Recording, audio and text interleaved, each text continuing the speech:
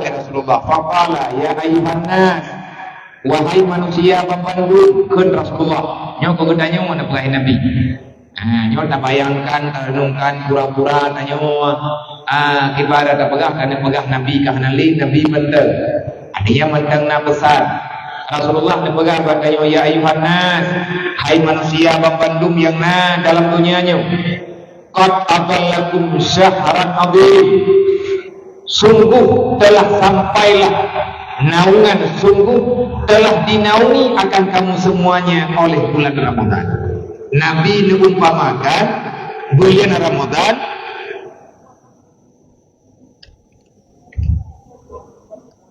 mengumpamakan bulan Ramadan lagi umpama payung. Berkait Nabi nyo Allah Ta'ala ka kirim payung tu dayo. Payung tu ya Rasulullah, payung Ramadan. Qad adallakum syahran adzim. Sungguh telah dinaungi kalian semuanya, kita semuanya oleh bulan yang agung.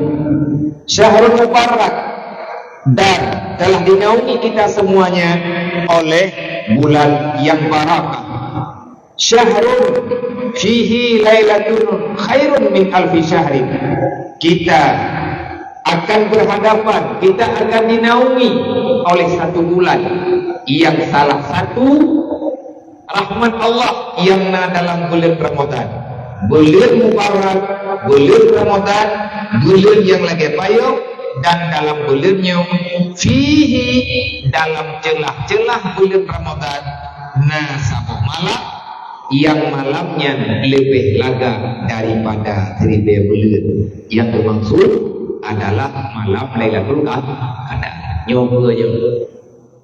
Nyo tinggal kajo Tuhan, dan terima Tuhan. Nabi kalian dah sampaikan.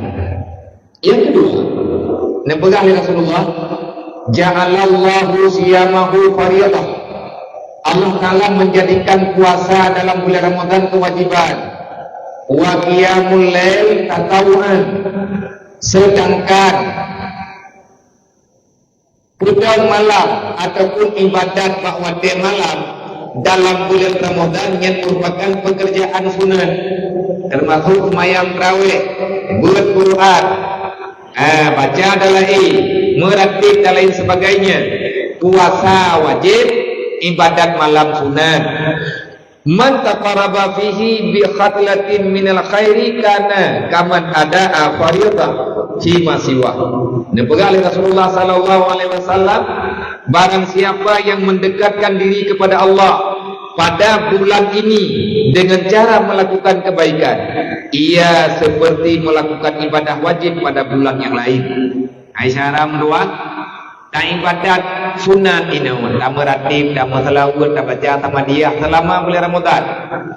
Buat sunat dalam bulan Ramadan, lagi buat wajib bak bulan di luar Ramadan yang buat pahala. Nak kerja bawa daya.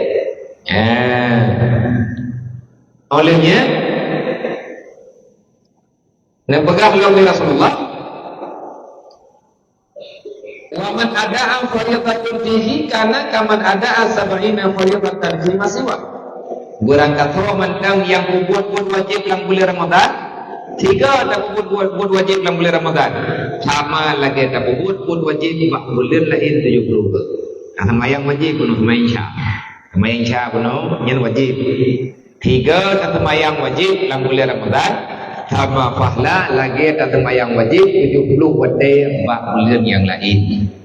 Maka karat-karat aja bawa